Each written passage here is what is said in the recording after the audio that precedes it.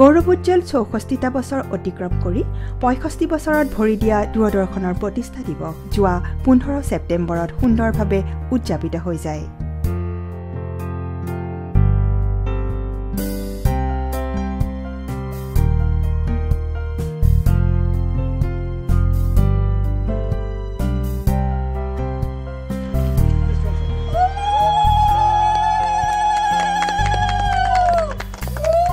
অনুষ্ঠানৰ আৰম্ভণি বৃক্ষৰোপণেৰে কৰা হয়।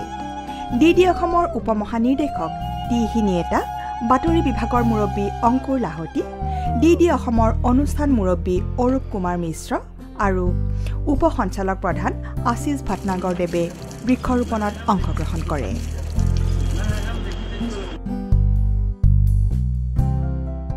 দূৰদৰ্শন আৰু আকাশবাণীৰ উত্তৰ পূব মণ্ডলৰ অতিৰিক্ত মহাপ্ৰবন্ধক মাননীয় আশিষ ভটনাগৰ ডাঙৰীয়া আৰু প্ৰাক্তন অতিৰিক্ত সঞ্চালক দেৱেন্দ্ৰনাথ বসুমতাৰীদেৱে বন্তি প্ৰজ্বলনেৰে শুভাৰম্ভ কৰে।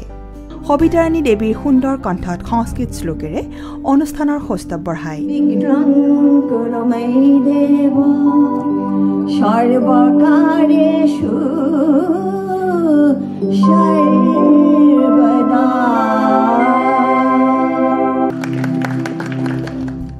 দূৰদৰ্শন আৰু আকাশবাণীৰ উত্তৰ পূব সংমণ্ডলৰ অতিৰিক্ত মহাপ্ৰবন্ধক মাননীয় আশিষ ভাটনাগৰ ডাঙৰীয়াই বন্তি প্ৰজ্বলন কৰি তেওঁ এনেদৰে কয়।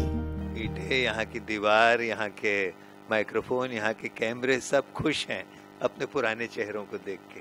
आपसे अब यहाँ पे आए, हम सब की तरफ से जो यहाँ जीवित हैं, जो अर्ध जीवित दिखते हैं, और इन सब की तरफ से आप लोगों को एक बार फिर बहुत बहुत धन्यवाद। अपने बड़े भाई बहनों से मैं मांगता हूँ कि आप हम लोगों को निरंतर प्रत्यक्ष आशीर्वाद देते रहें। मुझे मालूम है कि आपका आशीष हम तक आता रहता है। You are all blessing us sitting at your home, but I want that to be more vocal. मेरा एक अनुरोध है, यहाँ बैठे बैठे मैंने सोचा और उस सपने को मैं आपसे शेयर करना चाहता हूँ। वही मेरी मांग है आपसे। जैसे यहाँ पे मैंने इसका फुल फॉर्म पूछा था, RCDDKG, Recreation Club of Doordarshan Kendra Guwahati. So I wish that one ELDDKG is formed today, Elders of Doordarshan Kendra Guwahati. आप सबके पास मुझे मालूम है काफ़ी पैसे हैं और थोड़ा समय भी है। 1000, 2000, 500 रुपये मिलाइए, एक छोटा सा एक फोरम बना दीजिए और उस फोरम पर आप, ये आपका मंच है, ये आपका स्टूडियो है, इसी जगह मैं आशा करूँगा, मैं सपना देखूँगा कि कुछ महीनों बाद आप यहाँ पर जो आपके छोटे भाई बहन जो अच्छा काम कर रहे हैं उन्हें चुनें। कोई कैमरामैन बहुत अच्छा काम कर रहा है, कोई सफाई कर्मी बहुत अच्छा काम कर रहा है, कोई अनाउंसर बहुत अच्छा काम कर रहा है, कोई इंजीनियर बहुत अच्छा काम कर रहा है।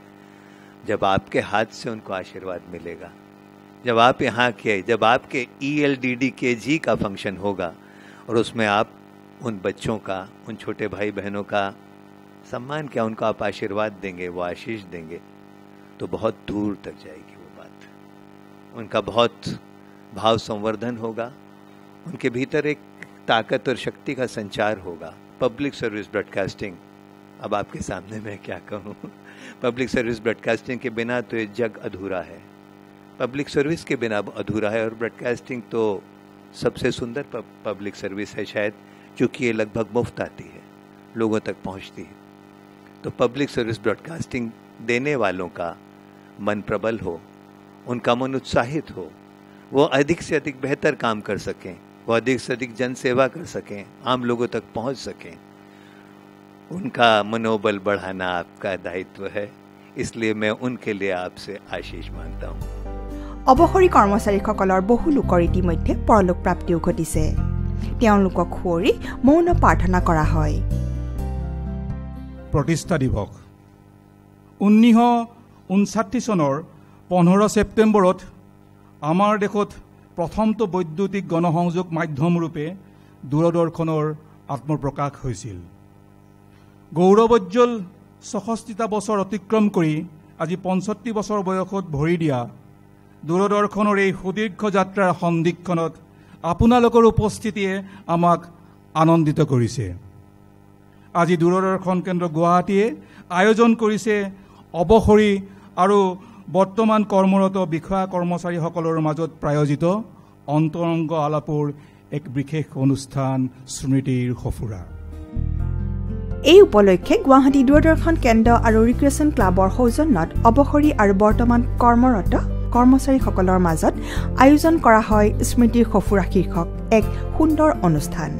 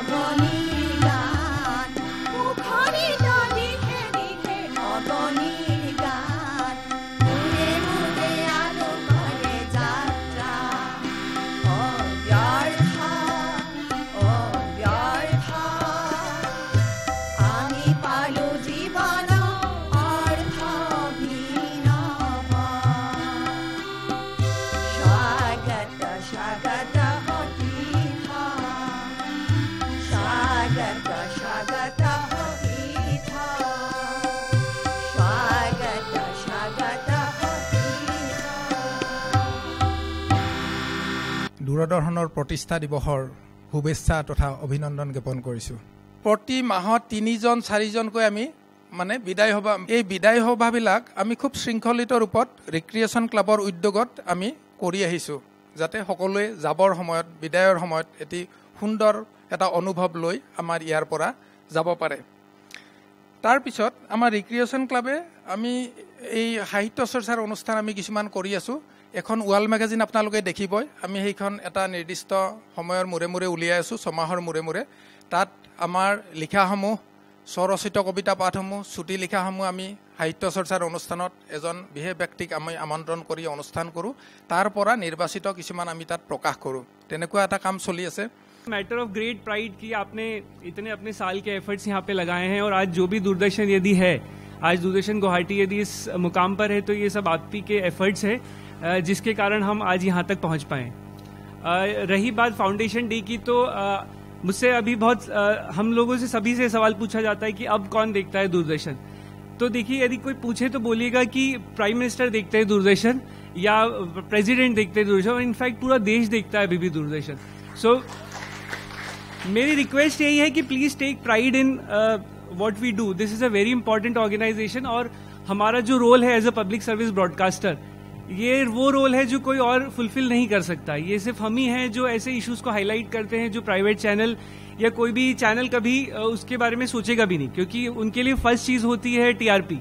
हम टीआरपी के लिए काम नहीं करते हैं, हम बेसिकली वो इश्यूज को हाईलाइट करते हैं जो कि सोसाइटी को मैटर करता है। और foundation day is a day to reflect upon what we have achieved and how far we have to गो।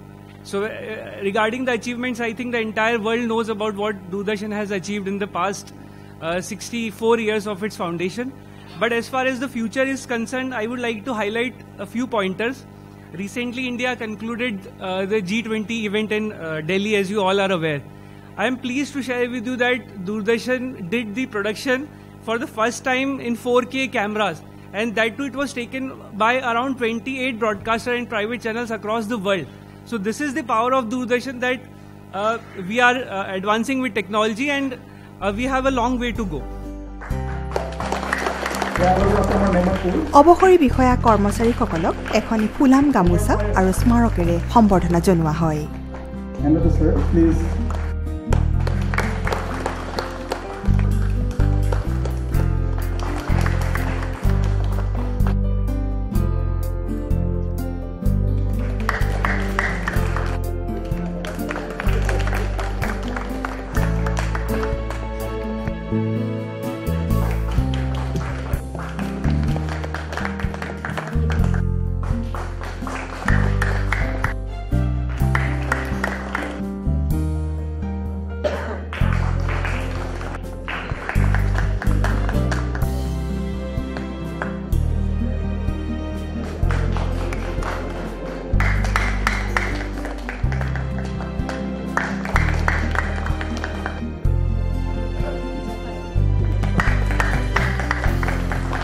আৰু এটি দূৰদৰ্শনৰ আমাৰ ৰিপৰ্ট এতিয়া গোস্বামী ডাঙৰীয়াই আটাইকে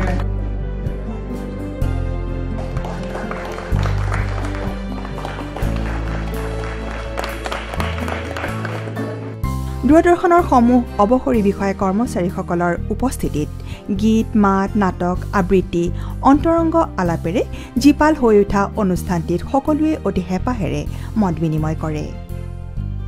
সৰু কবিতা এটা মাতিম। কবিতাটো মোৰ বন্ধু ভূপেন দাসৰ কবিতা, বহুত পুৰণা কবিতা। আমি কোনেও কথা কোৱা নাই, যেন আমি কোনেও কথা ক'বলৈ শিকা নাই। মগজুত আমাৰ সিহৰ দৰে গধুৰ ভাৰ আৰু প্ৰত্যেকৰে শিল কঠিন মুখ।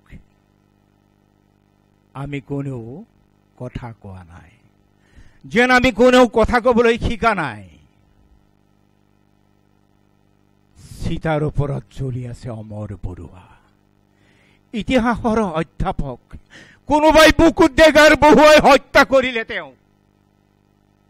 কেশৱ মাষ্টৰৰ জীয়েক সাবিত্ৰীকো বিচাৰি পোৱা হোৱা নাই।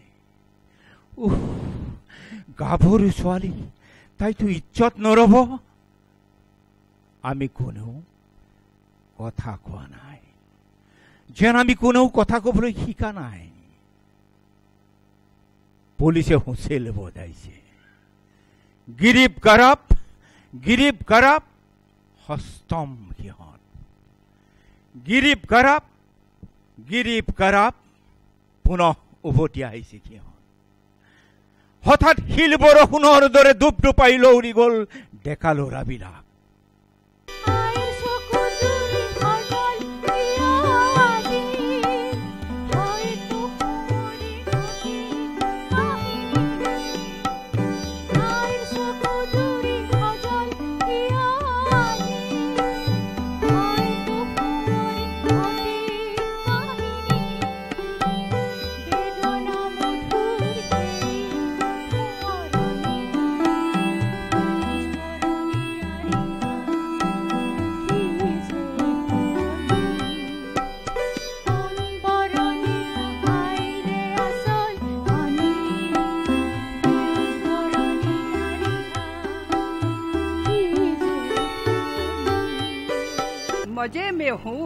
मजे में हूँ, घुटने बोलते हैं लड़खड़ाता हूँ। छत पर रेलिंग पकड़कर जाता हूँ, दांते कुछ ढीले हो चले, रोटी डुबा कर खाता हूँ। वो आते नहीं, बस फोन पर पूछते हैं कि कैसा हूँ। बड़ी सद्दी से कह देता हूँ मजे में हूँ, मजे में हूँ। दिखता है सब कुछ पर वैसा नहीं दिखता, लिखता हूँ सब कुछ पर वैसा नहीं लिखता। आसमान और आंखों के बीच कुछ बादल सा है दिखता। पढ़ लेता हूँ अखबार पर याद कुछ नहीं रहता। डॉक्टर के सिवाय और किसी से आप कुछ नहीं कहता। लोग पूछते हैं तबीयत, बड़ी सादगी से बोल देता हूँ मजे में हूँ, मजे में हूँ। कभी दो रंगीन मूजे जोतू में हो जाते हैं, कभी बढ़ते हुए नाखून यकायक चश्मा से किसी महफिल में दिखाई देता है और बड़ी आस कसाकर उसको छुपा देता हूँ। कभी 20 और 30 का अंतर सुनाई नहीं देता। बहुत सारा काम अभी अंदाज से कर लेता। ভাটনাগৰ ডাঙৰীয়া এই উত্তৰ পূৰ্বাঞ্চলৰ এতিয়া অতিৰিক্ত সঞ্চালক প্ৰধান হিচাপে আছে। আমাৰ দূৰদৰ্শন আৰু আকাশবাণীৰ সকলো বিষয়া কৰ্মচাৰী অতিকৈ ভাগ্যৱান। তেখেত বৰ অভিজ্ঞ ব্যক্তি, মাটিৰ লগত সম্পৰ্ক থকা ব্যক্তি, জনতাৰ লগত সম্পৰ্ক থকা ব্যক্তি আৰু বৰ ৰসাল ব্যক্তি। যেতিয়া যি ঠাইত তেওঁ উপস্থিত হয় সেই ঠাইখিনিৰ বিষয়ে, সেই ঠাইত থকা মানুহখিনিৰ বিষয়ে এটা সুন্দৰ ধাৰণা তেখেতে গঢ়ি লয় আৰু ইমান সুন্দৰকৈ ভাষণ দিয়ে যে আমি কেতিয়াবা এই অনুষ্ঠান শাখাত প্ৰগ্ৰেমত জড়িত যিখিনি মানুহ আছো সেই মানুহখিনিও মাজে মাজে ভাবোঁ আমিও যদি আশীষ ভাটনাগৰৰ নিচিনাকৈ কথা ক'বলৈ শিকিলোহেঁতেন কিমান ভাল হ'লহেঁতেন। আপোনালোকে প্ৰথমতে ভাষণটো শুনিলেনে আজি? যে আপোনালোক ইয়াত উপস্থিত হোৱাৰ লগে লগে ইয়াৰ যিখন ইটাৰ দেৱাল আছে, যিবিলাক লাইট আছে, কেমেৰাবিলাক আছে, এই সকলোবিলাকেই আজি বৰ আনন্দিত হৈছে আপোনালোকক দেখা পায়। কথাটো হয়নে বাৰু? আপোনালোকৰ তেনেকুৱা অনুভৱ হৈছেনে নাই? তেনেহ'লে জোৰকে কওক আকৌ হৈছে বুলি, নহয় জানো? কৈছে ইয়াত বহুমূলীয়া ভাষণ একোৱেই নাই। আপোনালোকৰ মুখলৈ চাই মই যি দেখা পাম সেইমতে কথাখিনি ক'বলৈ পালে বেছি মুকলি মুকলি যেন লাগিব। আৰু কোনোবাই কিবা কম বুলি ভাবি আছে, মই বিশেষ কম বুলি একো ভবাই নাই। কোনোবাই মোক সোধে যে আপুনি সেই আৰম্ভণিতে দেখাৰ পৰা একেই হৈ আছে। কথাটো হয় নেকি বাৰু? তেনেকৈ ক'লে মোৰ বেয়াও লাগে। আমি এই কিছুমান কওঁ নহয় বুলি এইটো গেঠলা মাৰিলে বুলি কয় যে, ইয়াৰ একো হাল সলনি নহয় বোলে। চাকৰি আৰম্ভ কালত যি ধৰণে দেখিছোঁ বসুমতীৰ তেনেকৈ আছে, ওখও নহ'ল বোলে। মনটো কিন্তু বৰ কোমল হৈ গ'ল, এতিয়া আগতকৈ বহলো হৈ গ'ল। ইয়াৰ পৰা ওলাই গৈ হঠাৎ বহল পথাৰ এখনত ভৰি দিব লগা হ'ল। সততে বিভিন্ন ঠাইৰ ৰাইজৰ লগত যোগাযোগ ৰাখোঁ, ৰাইজৰ মাজত প্ৰায় বিলীন হৈ যোৱাৰ নিচিনাকৈ সময়বোৰ পাৰ কৰি আছোঁ। খুব ভাল লাগিছে। এই ডালিমি আপং পানী খুৱালা, এই ডালিমি কাকো বাঁহৰ চুঙাতে, এই ডালিমি কাকো বাঁহৰ চুঙাতে, এই ডালিমি মৰমে ঐ কলিজা, খাই ডালিমি ভৈয়ামতে কি খাবা, এই ডালিমি চাউলতে শিলগুটি, চেনিত নুচি চাগুৰি, গাখীৰতো মাছৰ পোৱালি। প্ৰতিষ্ঠা দিৱস যিটো, এইটো ইয়াত গোটেইখিনি মানুহ ইয়াত কণ্ট্ৰিবিউট কৰিছে চাময়ৰ আধাৰ। তো এই গোটেইখিনি বস্তু ভগাই আমাৰ টাইমত আমি কাম লৈ এনেকুৱা ব্যস্ত আছিলোঁ, কাকো কৰিবৰ মানে কিবা কৰিবৰ কোনো উপায় নাই।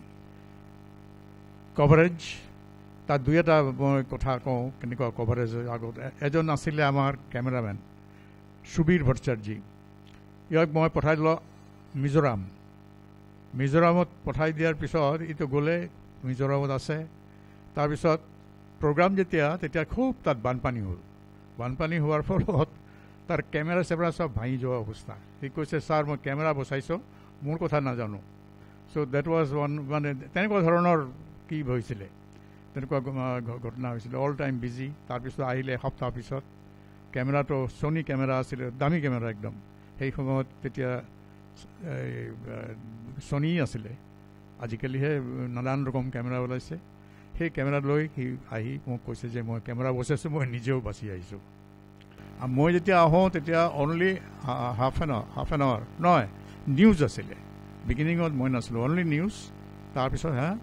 তাৰপিছত হাফ এন আৱাৰ। তো তাৰপিছত লাহে লাহে গ্ৰ' কৰি এতিয়া 24 আৱাৰ্ছ চলি থাকে আপোনালোকৰ আৰু ভাল ভাল প্ৰগ্ৰাম থাকে ফাউণ্ডেশ্যন চেলিব্ৰেট কৰিছে আৰু ভৱিষ্যতে আৰু চেলিব্ৰেট কৰক প্ৰত্যেক বছৰে And Doordarshan has also progressed to a large extent. আমি তাত যেটো দেখিছিলো চক্ৰৱৰ্তী ছাৰে কৈ গৈছে যি অৱস্থাত কৰিছিলো hardly it was I think 18 by 28 feet studio' য'ত 100-150 মানুহ লৈ আহিছিলে চলি আছে 4,000 বছৰ এখন 4,000 5,000 বয়সৰ লগত পাহৰি গৈছে বহু কথা आपका साथ हमेशा हमारे लिए एक वो छतरी की तरह होता है जो घर के बुजुर्गों का होता है एंड आज जो भी दूरदर्शन है जो भी हम हैं वहाँ तक हमें लाने के लिए आप सबका बहुत बहुत बड़ा योगदान रहा है और दूरदर्शन को आगे ले जाने में आप सबका आशीष आप सबका साथ हमें चाहिए होगा बिकॉज आपके आशीष के बगैर हम चल नहीं सकते मैं दूरदर्शनक मोर सिनेमार काমৰ কাৰণে এটা ৰিহাৰ্সেল ৰুমৰ নিচিনাকৈ পাইছিলোঁ সিনেমা আসলতে শিকিছোঁ মই দূৰদৰ্শনৰ পৰা আৰু তাৰ কাৰণে আটাইতকৈ বেছি উৎসাহ যোগাইছিল আৰএন চক্ৰৱৰ্তীৰ ছাৰৰ যিখিনি আমাৰ লগত দিয়া দিহা পৰামৰ্শৰ ফলত আমি সেইটো সময়ত যি ধৰণে কাম কৰিছিলোঁ সেই কামবিলাকৰ পৰা গতিকে সিঙ্গল কেমেৰা অপাৰেশ্যনৰ এটা প্ৰেক্টিছ মই দূৰদৰ্শনতে কৰিছিলোঁ দূৰদৰ্শন মোৰ কাৰণে এটা ইনষ্টিটিউশ্যন হৈছিল ভৱিষ্যতৰ মোৰ কেৰিয়াৰক প্ৰতিষ্ঠা কৰিবৰ কাৰণে শক্তি পাওঁ যেতিয়াই মই বিদেশত যাওঁ আপোনালে মোৰ মনত পৰে ভাৰতী বাইদেউ মোক যথেষ্ট সহায় কৰিছিল আৰু আপোনালোকৰ প্ৰেৰণাৰে মই যেটো ক্ষেত্ৰত আগবাঢ়ি গৈছোঁ সেই ক্ষেত্ৰতে মই সাকসেস পাইছোঁ বিশেষকৈ মই 9খন কিতাপ লিখিছোঁ অকল বিউটিৰে সেইটো সময়ত মানুহে মেকআপৰ বিষয়ে ভালকৈ বুজি পোৱা নাছিলে আৰু ধৰক মোৰ যেটো প্ৰফেশন হেয়াৰ কাটিং সকলোৱে ভাল চকুৰীয়া চোৱা নাছিল কিন্তু জীৱনত মই এটাই কথাই ভাবিছিলোঁ যে যদি মই ভাল কাম কৰোঁ সেই মানুহজনৰো মূল্য আছে যেনেকৈ ধৰক সুইপাৰ এজনে যদি ভাল কাম কৰে সেই সুইপাৰজনক সকলোৱে বিচাৰিব সেই ভাৱধাৰাৰে যেতিয়া মই আগবাঢ়ি গৈছোঁ সঁচাকৈ মই যেন এটা শক্তি পাইছোঁ আৰু আমি খুব কম সংখ্যক ব্যক্তিৰে পানবজাৰ দূৰদৰ্শন কেন্দ্ৰত কাম কৰিছিলোঁ আৰু এটা ফেমিলিৰ দৰে আছিলোঁ এটা ফেমিলি কোনোবাই ধৰক আজি ভাজি আনিছে কোনোবাই দাইল আনিছে আমি যেন এটা ৰুমত সকলোৱে বহি খাইছোঁ আৰু সকলোৱে ইজনক সিজনক আমি হেল্প কৰিছোঁ এভৰি মোমেণ্ট হেল্প কৰিছোঁ 4,000 বছৰৰ অসম কওঁ যে ইমান ব্যক্তি 400 পিপল একেলগে মেকআপ কৰাটো সম্ভৱ নহয় যেহেতু দাড়ি লগোৱা চুলি লগোৱা সেইবোৰ এটা খুব ডাঙৰ এক্সপিৰিয়েঞ্চ খুব ভাল লাগিছিল তথাপিও যেন খুব আনন্দ অনুভৱ কৰিছিলোঁ তথাপি দুটামান কথা মই শ্বেয়াৰ কৰিব বিচাৰিছোঁ এক নম্বৰতে ক'ম আমাৰ যিখিনি অৱসৰীক জীৱন কটাই আছে তেওঁলোকে সকলোৱে স্বাস্থ্যৰ প্ৰতি যত্ন লওক মই নিজেও ৰিজুভেনেট কৰিব ট্ৰাই কৰিছোঁ চেষ্টা কৰিছোঁ আৰু কৰিম ডিব্ৰুগড়ৰ পৰা প্ৰমোচনত আহিলোঁ এজ এও হিচাপে গুৱাহাটী দূৰদৰ্শন কেন্দ্ৰলৈ তো 25 মাৰ্চত এইটো ইনগ্ৰেট কৰিছে মই আহি পালোঁ আগষ্ট ছেপ্টেম্বৰত আহি পালোঁ তাৰপিছত ডাইৰেক্টৰ কনফাৰেন্স হ'ল দিল্লীত তো ডাইৰেক্টৰ আৰএন চক্ৰৱৰ্তী গৈছে তাৰ ছুপাৰিণ্টেণ্ডিং ইঞ্জিনিয়াৰ ডিয়ান শৰ্মা গৈছে মোকো মাতিছে বাজেট মিটিঙলৈ দূৰদৰ্শনৰ কৰ্মচাৰী বিষয়াসকলে সবিতাৰাণী দেৱীৰ পৰিচালনাত এখন ছুটি হাস্যব্যংগ নাট পৰিৱেশন কৰে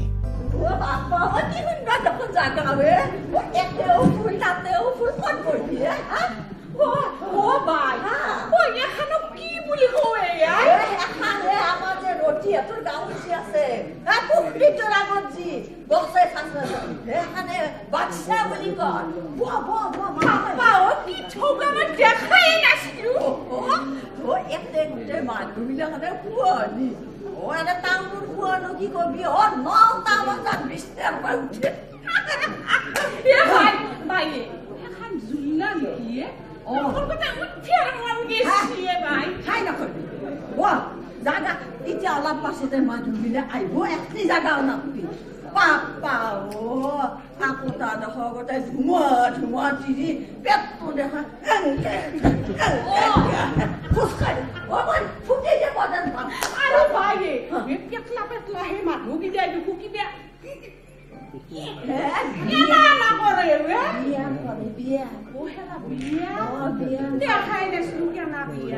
শুনচোন বইনি কালি কি হৈছে জানা কি চলটি কৈছি হে মাই পাৰ্কত যাবি হেফলে কিন্তু নাচবি তাতে এটা কিবা এটা ঘৰ আছে তাতে কিন্তু নাচবি আৰু ভাবছো ৰ চলটিনো কিয় কৈছি তাকে মনে মনে গোটেই চুপি চুপি চাই আছো লাজ লাগছি যা গোটেই যি ভাষা কাপোৰ চাপোৰ পিন্ধি যাওঁ কিবা নহয় এংকে এংকে আপা পিও চিৰি মাদাটো এংকে এংকে আহে মোক জমে নিবা আসি মোক জমে নিবা আসি মোক জমে নিবা তগতা হিন্দী সিংদি কিবা বুজি সুজি নাপালে এলা জমে নিবা আইছি নহয় এইটো হিন্দী গান কি গান জানা না জৱানী জানে মান হাসিনু দিলি ৰুৱা এনে নকবি লাজ লাগে কেবাৰ দেখি এনে নকবি আমি কি জানা না আমাৰ গাঁৱত যি ফাংচন পাতে আপোনাৰ কিবা খাটা খাটা ফৰক পিন্ধে পিন্ধি ফেলে দুগুণ দুগুণ কিবা কেনাই কৰে আৰু আপাগেলা যি ভেলকি লগা দি চাবো কেনা কৰে জানা My name is Julia কি জানা না যি মোৰ গোটেই মই লাজত মৰছো যা এখনি তাৰত দেখিনো এখনি ওপৰত দেখিও এখনি আহি গোটেই নাক আৰু কাটা যায় বাপা বিলাকৰ পইচাই নে কাপোৰ কিনিলে হাতা পিন্ধে হাতা পিন্ধি তাকো হাতি কৰি ফুটি কৰে সেই ফুটি অনা কচোন নকৰে লাইফৰ মানে অকণ শান্তি নোহোৱা হৈ গৈছে এই মানুহজনৰ পৰা মানে মই যে কি যে কৰো নহয় ভাবিয়ে পোৱা নাই জানেনে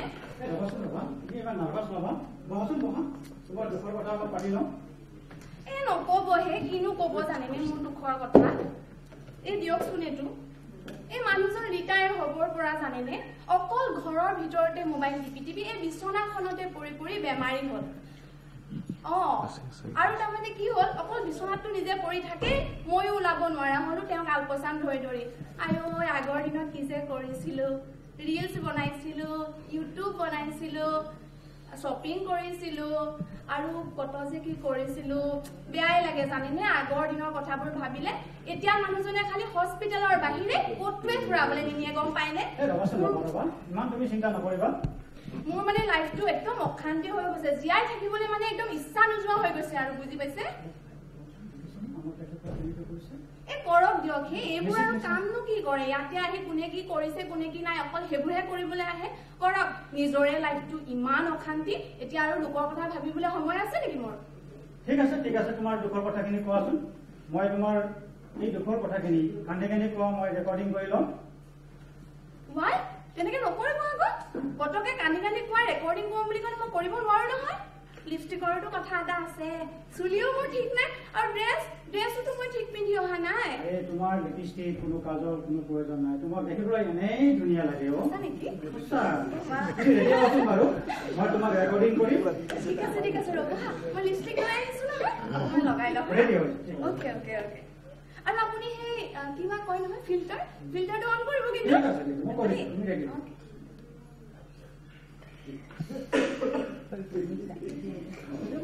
চুলিখিনি আপুনি ঠিক কৰি লওঁ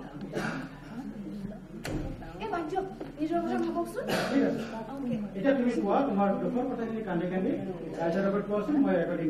ঠিক আছে হা নমস্কাৰ ৰাইজ হেল্ল' এভৰিৱান কি খবৰ আপোনালোকৰ আশা কৰোঁ সকলোৱে ভাল মোৰহে জানেনে লাইফটো একদম শেষ হৈ গৈছে আৰু কি জানেনে হাজবেণ্ডে অকল মোক ক'তো ফুৰাবলৈ নিনিয়ে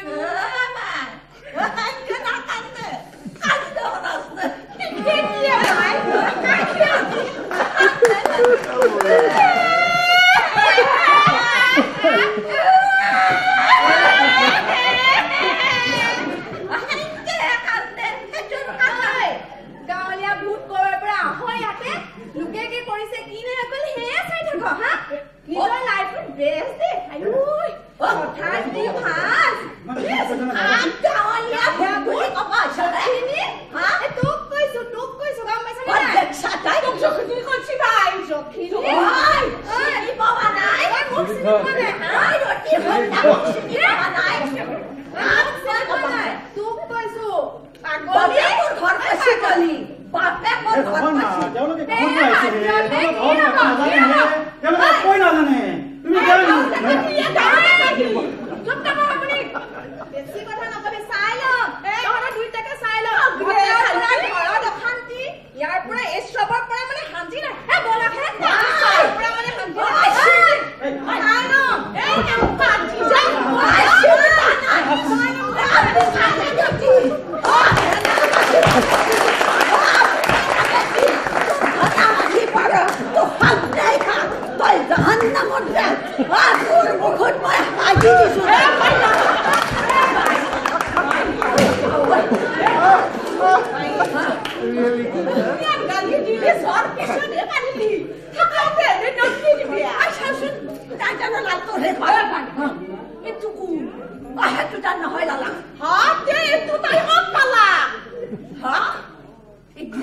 ইগলা বহুত কথা তালে ভাবছি আমি গাঁও পাইছো আমি শুন ব্যায়ামটো আমি করবা নর তো শুন আমিও ব্যায়াম করি মই পাৰিম নে ব্যায়াম শুন ব্যায়ামটো কি আমি যে গান শুনতে যে কাপোৰ আছো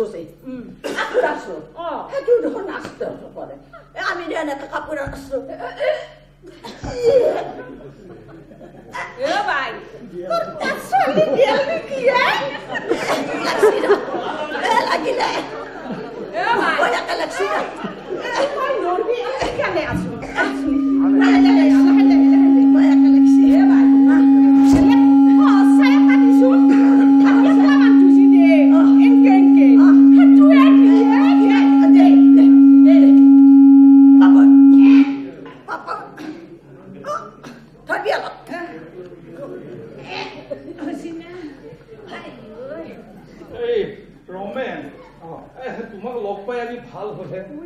তুমি মোক এই পাৰ্কখনত যে আনিলা বৰ ভাল কাম কৰিলা বুজিছা আপুনি ঘৰত সোমাই কি কৰি থাকে এই ঘৰৰ ওচৰতে এইখন পাৰ্ক আছে আপুনি ৰাতিপুৱা গধূলি ইয়াত আহিব লাগে আপুনি বেমাৰী হ'ল বুলিয়ে আপোনাৰ শাৰীৰিক বেমাৰটোতকে মনৰ বেমাৰ বহুত হৈছে হয় হে ৰমেন হয় এই সদায় ঘৰত থাকি একেবাৰে বেমাৰী হৈ গলো এটা সময়ত কি আছিলো আৰু এতিয়া কি হলো দেখিছানে এই কঁকালখনত এনেকে লাগিছে এই অকমান বহি দিওঁ ৰবা বহি লওকচোন আপুনি ৰাতিপুৱা গধূলি ইয়াত আপোনাৰ শৰীৰৰ বেমাৰতকে মনৰ বেমাৰ বেছি হৈছে মনটো যদি তোমাক লগ নোপোৱা হলে মই আজি এই পাৰ্কখনলৈ আহিব নোৱাৰিলোহেঁতেন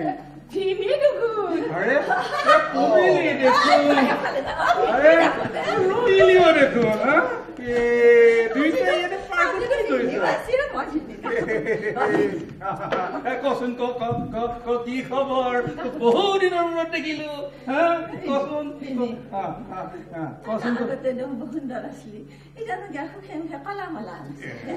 কথা কয় আগতে সুন্দৰ নাই এতিয়া সুন্দৰ নহয় নেকি কচোন এতিয়াও মই দিনা কিন্তু কঁকালৰ বিষটোৰ কাৰণে এনেকে হৈ গল নহয় কঁকালৰ বিষ যে হয় তই দেখোন আগতে দেখোন চাকৰি থাকোঁতে দেখোন গাঁৱত গেছলি তেতিয়া দেখোন আমাক কলি মই চাকৰিহে গলি মই আহিম এতে মই কাম কৰিম তন্দেও কাম কৰবি মানুহ অকৰ্মান্য হ'ব নালাগে সেইগিলা দেখোন তই কৈছিলি হয় মই সেইখিনি সময়ত ডেকা আছিলো সবল ডেকা আছিলো ৰমেন শুন এই যি কৈছে নহয় ৰঙিলি আৰু কমিলে নহয় 100% একদম সঁচা কথা সফল ডেকা আছিলো ব্যায়াম কৰিছিলো খেলিছিলো ফুটবল মাৰিছিলো ভলীবল খেলিছিলো বেডমিণ্টন খেলিছিলো সুইমিং কৰিছিলো মনত আছে নে তোৰ এটা কথা মনত আছে না তোৰ আগবাজি হে পুখুৰীত যে সাঁতুৰিছিলো মই যে ডুবি যাওঁ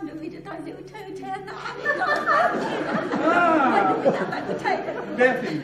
মনত আছে না নিশ্চয় দাঙি লৈছিলি যে পানীৰ ওপৰত মনত আছে না কিয় নাথাকিব ঘুটুংকে তলত সোমাই গৈছিলি মই টুপুককে ওলাই আনিলো দাঙি ধৰিলো বাচি গলি ন সেইদিনাখন জানিছিলো গম পাইছ এতিয়া মই চুইমিও জানিছিলো বাইক যি ইনকে দাঙি দিছিল মই ক'ত আছিলো এতিয়া সৰু মই নাকেৰে সেও নলাই থাকে মুচি থাক তই কেনেকে লগ পাবি কচোন মোক আৰু কত কথা আছে দাদাক বাগিচাখন ফুৰাই ঘৰত মই যাওঁ আচল কথাটো কোৱাই নহ'ব এই 15 তাৰিখে আমি আমাৰ অফিচৰ প্ৰতিষ্ঠা দিব পাতিছো তাত আমি সকলো কৰ্মচাৰীকে যিবিলাক ৰিটায়াৰ্ড হৈছে আৰু যিবিলাক ট্ৰেন্সফাৰ হৈ গৈছে সকলোকে নিমন্ত্ৰণ আপুনিও তাত আহিব সেইদিনা আমি এক অন্তৰংগ আলাপ কৰিম আমি ইজনে সিজনৰ মনৰ কথা ভাৱ প্ৰকাশ কৰিম আপুনি আহিব কিন্তু কথা কৈছে ন অন্তৰংগ নিশ্চয় কৰিম মই ভাল পাওঁ যাতে আগৰ পৰা অভ্যাস আছে যাতে নিশ্চয় কৰিম মই যাম মই যাম আপুনি কৰিব লাগিব পিছত কিন্তু এইবাৰ আহিলে পাৰ্কত লৈ আহিবি হা ঘৰত হৈ যাবি হা গীত গাবা মন গৈছে গীত গাবি আগতে যে গাইছিলো যে আমি এটা এবাৰ নাচিম দে এটাই গাব গীত এটাই গাব এটা নাচিব দেচোন দে শুনোৱে দেচোন বহু দিনৰ মূৰত এবাৰ পকা বাহ চালেনি ফিৰি তুমি কিয়া ভাবা বুঢ়া হাৱা মই বুঢ়া নহয় দেই কিন্তু বুঢ়া হোৱা নাই বতাহ লৱা মুকলি থাকা ফুটি কৰি পাৰা যদি বাইদেউ আনি দিয়া সতিনি বাইদেউকনো ইয়ালৈ কিয় টানিছ বাইদেউ কিয় ইয়ালৈ টানিছা মই আহিছিলো ৰমেনৰ লগত এই পাৰ্কখনত ঘূৰিম বুলি অকমান গাটো বেয়া এতিয়া ৰিটায়াৰ্ড হোৱাৰ পিছত অকমান ঘূৰিবলৈ লৈছোহে মাত্ৰ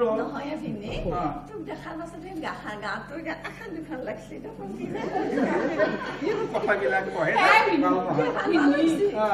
মোৰো ভাল লাগছে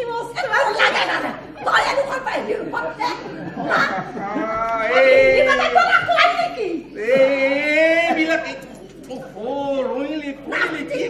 এইবোৰে তাই কিবা খং কৰিব নালাগে তাই আগতে দেখাত কেনে আছিল জানা না অভিনেতা যি হে বিজু ফুকন্দা আছিলে মই আগতেতো তেনেকুৱাই আছিলো দেখাততো মই তেনেকুৱাই আছিলো আৰু কি হবি মই আগতে তেনেকে খেলিছিলো ফূৰ্তি কৰিছিলো ধেমালি কৰিছিলো ব্যায়াম কৰিছিলো যোগ কৰিছিলো সেইকাৰণে মোৰ স্বাস্থ্য ফিট আছিল কিন্তু এতিয়া কঁকালৰ বিষটো ধৰিলে গম পাইছ আমি পুৱাই ইয়াতে আহো আচ্ছা আঙুৰতে ব্যায়াম কৰো ইয়াতে তেতিয়া মাৰ্কা মাৰি থোৱা নাই যে ইয়াতে থকা মানুহে কৰিব পাৰিব চলিটো ঘৰত আছে কৰিবি ঠিক আছে মই এতিয়া ঘৰলৈ যাওঁ বুজিছ মোৰ ঘৰত আকৌ মানুহজনী ৰৈ আছে কিবাকে যদি তহঁতৰ লগত ইয়াত দেখা পায় তেতিয়াহ'লে মোক আৰু হ'ল আৰু দেই দিব পাৰে দেই আৰু কি কবি আৰু উঠো দে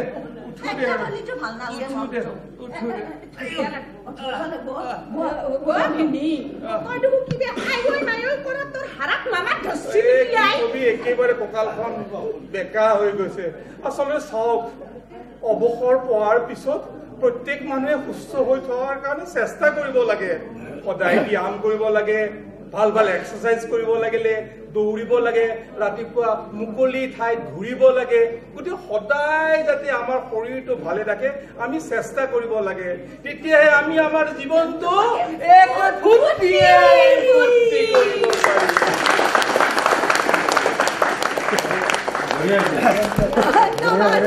উপস্থিত হৈ মই সঁচাকৈয়ে আনন্দিত হৈছোঁ আৰু গুৱাহাটী দূৰদৰ্শন কেন্দ্ৰ আৰু ৰিক্ৰিয়েশ্যন ক্লাবৰ কৰ্মকৰ্তাসকলক এই অভিনৱ অনুষ্ঠানটি আয়োজন কৰাৰ কাৰণে হেজাৰবাৰ ধন্যবাদ দিছোঁ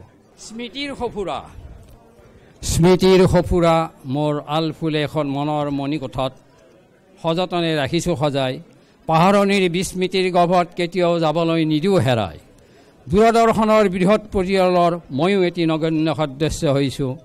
নাজানো মই ইয়াত ভূমিকা বা অৰিহণা কেনেধৰণে যোগাব পাৰিছোঁ। চৰকাৰী কৰ্মজীৱনৰ আদিম পুৱাৰে পৰা অৱসৰৰ শেষ সন্ধিয়ালৈ অজস্ৰ স্মৃতিয়ে মোক সজীৱ কৰি ৰাখিছে এতিয়ালৈ। সময়ত মন পুলকিত হয়, সময়ত মন আত্মহাৰা, কেতিয়াবা কোনোবাজনৰ অকল মৃত্যুৱে মোক কৰে দিশহাৰা। বহু জ্যেষ্ঠজনৰ বহুবুলীয়া পৰামৰ্শই আৰু মূল্যৱান জ্ঞানগৰ্ভ বক্তব্যই অৱসৰকালীন জীৱনক জীয়াই থকাৰ প্ৰেৰণা যোগায়। জীৱন বন্তি যিমান দিনলৈ জ্বলি থাকিব, দূৰদৰ্শনৰ স্মৃতিয়ে মোক সদায় উৎসাহিত কৰিব। ধন্যবাদ। এটা নতুন নতুন মানুহৰ লগত সম্পৰ্ক, নতুন নতুন মানুহৰ লগত এটা বন্ধুত্ব, এই গোটেই এই পৰিয়ালটোৱে কিন্তু এটা নতুন জীৱন দিয়ে দেই মানুহক। প্ৰতিজন মানুহক মই দেখিলোঁ আজি ইমান বছৰ পিছত, প্ৰতিজন মানুহ বেছ মানে যেনে নতুন জীৱন লাভ কৰিছে। কোনো যে ৰিটায়াৰ হৈ এনেকৈ বহি যোৱা নাই, তাৰমানে কোনো চবেই এটা নতুন এটা হেৰিত আহিছে। এইটো this is a very good, বহুত ভাল লাগিল আৰু এনেকুৱা হৈ থাকক। আৰু ৰিক্ৰিয়েশ্যন ক্লাবে যাতে এনেকুৱা সদায় পাতক, আমি আকৌ লগ পাওঁ। আমি শুনিছিলোঁ খুব কঠোৰ মানুহ, তেনেকৈ শুনিছিলোঁ, কিন্তু পিছত আমি বুজি পালোঁ যে তেখেতে প্ৰতিভা বিচাৰি পাইছিল আৰু প্ৰতিভাৰ পৰা তেখেতে কাম আদায় কৰিব চেষ্টা কৰিছিল আৰু তেনেকৈ সৃষ্টি কৰিছিল। তেখেতে এছএন মজিদৰ কথাই কওক, মানৱেন্দ্ৰ বৰুৱাৰ কথাকে কওক, ৰঞ্জিত বেজবৰুৱাৰ কথা কওক, ঠিক তেনেকৈ আছাম যুৱ আছাম তেখেতে উলিয়াই আনিছিল। যি নহওক আটাইকে শুভেচ্ছা জনাইছোঁ। I would like to request our senior AO Deepak Kumar Das sir to please come over to the stage and give the vote of thanks. আজিৰ দিনটোত সকলো অৱসৰপ্ৰাপ্ত বিষয়া আৰু কৰ্মচাৰীক একগোট কৰাৰ মানসেৰে এক প্ৰস্তাৱ লোৱা হৈছে আৰু সেই প্ৰস্তাৱ দূৰদৰ্শনৰ মুৰব্বী আৰু RNUৰ হেডৰ সন্মতিক্ৰমে আজি আপোনালোকক দূৰদৰ্শনৰ স্মৃতিৰ সফুৰা অনুষ্ঠানলৈ আমন্ত্ৰণ কৰাৰ সুযোগ পালোঁ। গুৱাহাটী দূৰদৰ্শনৰ প্ৰতিষ্ঠাতা আৰু জন্মদাতা আপোনালোকৰ দীৰ্ঘময়ী জীৱনৰ কৰ্মৰ অৱদান গুৱাহাটী দূৰদৰ্শনৰ সদায় অতুলনীয় হৈ থাকিব। আজিৰ দিনটোত আপোনালোকৰ বহুমূলীয়া সময়খিনি আমাক দিয়াৰ বাবে আৰু এই অনুষ্ঠানত উপস্থিত থকাৰ বাবে সঁচাকৈ আমি সকলো আনন্দিত আৰু এক ভাল লগা মুহূৰ্ত। আপোনালোক সকলোলৈকে ধন্যবাদ জ্ঞাপন জনাইছোঁ ৰিক্ৰিয়েশ্যন ক্লাবৰ সভাপতিৰ তৰফৰ পৰা আৰু দূৰদৰ্শনৰ এজন ছিনিয়ৰ বিষয়া হিচাপে। শেষত আপোনালোকৰ দীৰ্ঘায়ু আৰু সুস্বাস্থ্য কামনা কৰিছোঁ ভগৱানৰ ওচৰত।